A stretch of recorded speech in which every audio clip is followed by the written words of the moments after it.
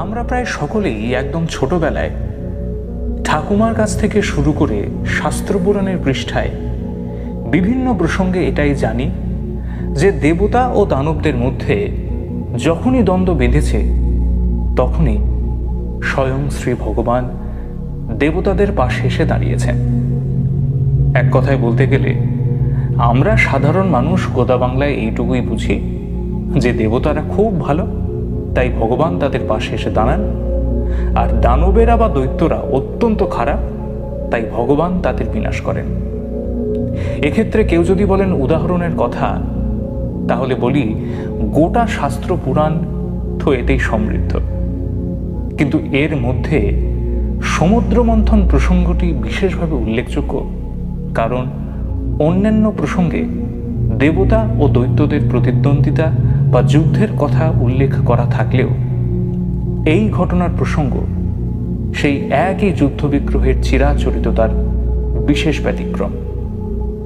এই ঘটনার ক্ষেত্রে দেবতা ও দৈত্যগণ একসাথে তাল মিলিয়ে উদ্ধার করতে চাইছেন সেই অমৃত ভাণ্ড, যার উদ্ধারের ক্ষেত্রে দেবতাদের যতখানি অবদান সমান অবদান দৈত্যদেরও। কিন্তু কার্যগতিকে দেখা যাচ্ছে যে অমৃত ভাণ্ডকে সাক্ষী রেখে দেব ও দানব কাঁধে কাঁধ মিলিয়েছেন, তার প্রাপ্য দাবিদারত্বটুকু দৈত্যদের কাছ থেকে কেড়ে নিচ্ছেন ভগবান হরিনারায়ণ তাঁর ছলনায় মোহিনী রূপ ধারণ করে। এতে করে সাধারণ মানুষের মধ্যে প্রশ্ন উঠছে যে ভগবান কি শুধুমাত্র দেবতাদেরই পক্ষপাতী? কারণ অন্যান্য প্রসঙ্গে দেবতা ও দৈত্যদের যুদ্ধে ভগবান দেবতাদের পাশে দাঁড়াচ্ছেন, এই সত্যটি যদিও বা মেনে নেওয়া যায়, সমুদ্র মন্থন প্রসঙ্গে ভগবানের দেবতাদের প্রতি এই পক্ষপাতিত্ব যে বড়ই চোখে লাগে, এবং তার সাথে সাথে স্বয়ং ভগবানের মুখনিসৃত শ্রীমদ্ ভগবদ্ গীতার সেই প্রসিদ্ধ শ্লোকও যে দেবতাদের পাল্লাকে আরো ভারী করে তোলে। পরিত্রাণায় সাধুনাম বিনাশায় চ দুষ্কৃতাম। এখন বিচার্য প্রশ্নটি হল, স্বয়ং ভগবানের দেবতাদের প্রতি পক্ষপাতিত্বের বিষয়টি যখন এতটাই স্বাভাবিক, তখন এই স্বাভাবিক সত্যটিকে কেন্দ্র করে এমন প্রশ্নের কারণ কি? কারণ ওই একটি। এই প্রশ্নটি যিনি তুলেছেন তিনি আমাদের মতন সাধারণের আসনে বসে নেই। কোটি কোটি জন্ম সুকৃতির ফলে ভগবৎ কৃপায় যার কর্ণে স্বয়ং ভগবান বেদব্যাস পুত্র শ্রীল সুখদেব গোস্বামী পাদ মহারাজ নিখিল শাস্ত্র শ্রীমদ্ ভাগবত রসামৃত অর্পণ করছেন, সেই চক্রবর্তী সম্রাট মহারাজাধিরাজ পরীক্ষিত এই প্রশ্নটি করছেন। তার প্রশ্ন একটি বিশেষ জায়গাতেই, যে স্বভাবতই ভেদভাব রহিত সমদৃষ্টি সম্পন্ন শ্রী ভগবান সাধারণ মানুষ যেমন ভেদ বুদ্ধির বশবর্তী হয়ে নিজের বন্ধুর পক্ষ অবলম্বন করে, তেমনি করে তিনি ইন্দ্রের জন্য দৈত্যদের বধ করলেন কেন?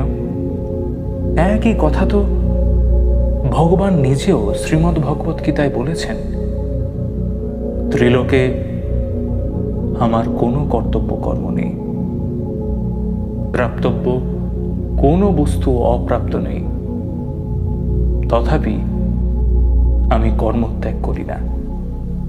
পরীক্ষিত মহারাজ তাই প্রশ্ন করছেন, প্রিয় ও অপ্রিয়ের সমত্ব দৃষ্টি যার, তিনি কেন সর্বদা শুধুমাত্র দেবতাদের অগ্রাধিকার দিয়েছেন?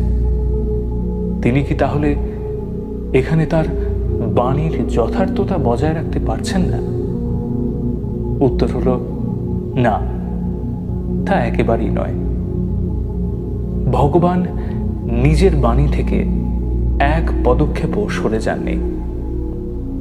শ্রীল সুখদেব গোস্বামী পাদ বলছেন, অব্যক্ত স্বরূপ ও প্রকৃতির অতীত হওয়া সত্ত্বেও নিজ মায়াগুণকে স্বীকার করে তিনি বাধ্য ও বাধকতার অর্থাৎ হত ও ঘাতক এই দুইয়ের পরস্পর বিরোধী রূপকে গ্রহণ করেন। সত্য, রজ ও তম এই ত্রিগুণ প্রকৃতির, পরমাত্মার নয়।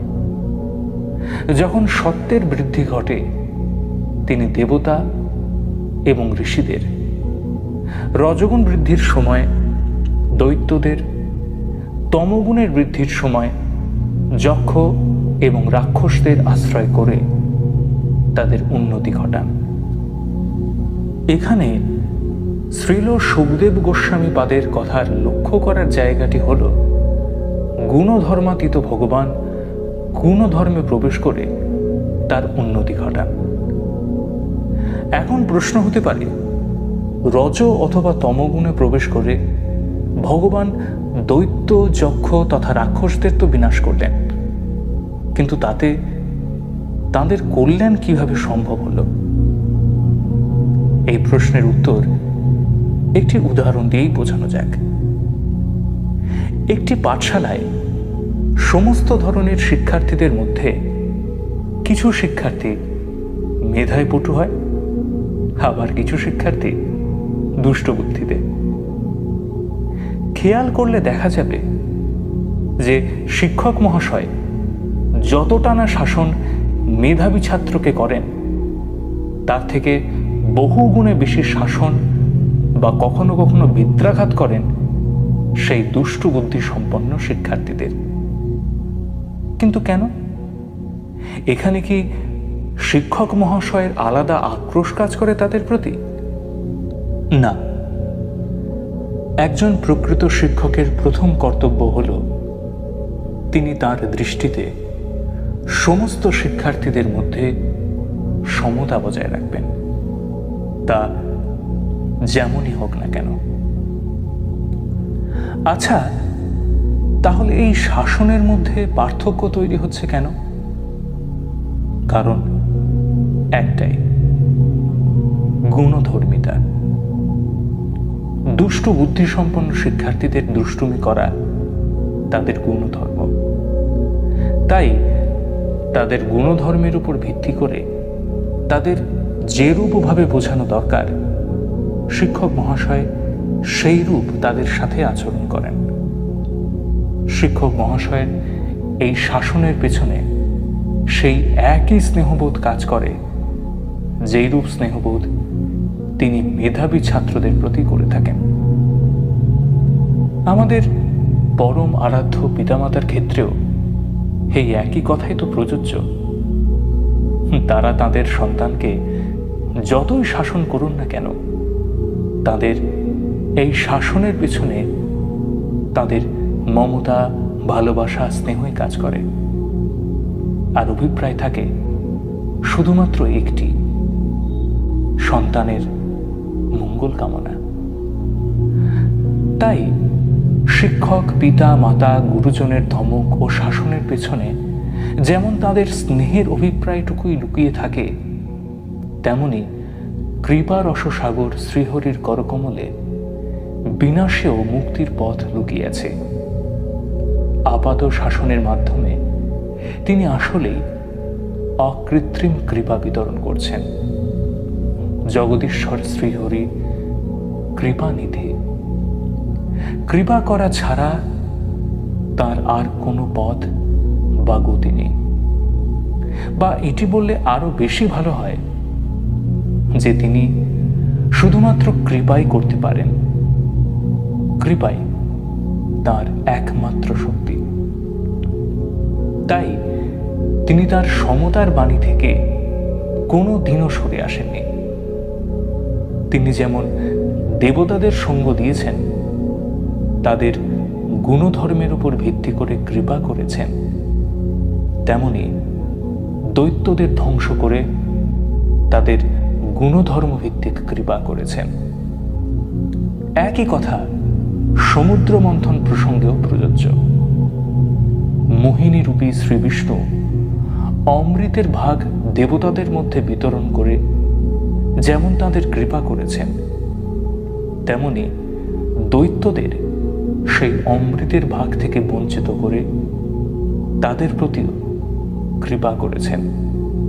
কারণ বন্দুক একই হলেও কার হাতে রয়েছে সেটি বেশ গুরুত্বপূর্ণ একটি বিষয়। সেনাবাহিনীর হাতে বন্দুক থাকলে তা দেশ রক্ষার কাজে লাগে, আর আতঙ্কবাদীর হাতে থাকলে দেশদ্রোহের কাজে লাগে। তাই আসল বিষয়বস্তুটি হল লীলাভূমিতে কৃপাময়ের কৃপা করাটা যদি স্বাভাবিক অভিপ্রায় হয়, তাহলে তার পিছনে শ্রী ভগবানের মূল উদ্দেশ্যই হল ধর্ম সংস্থাপনার্থায় সম্ভবামি যুগে যুগে।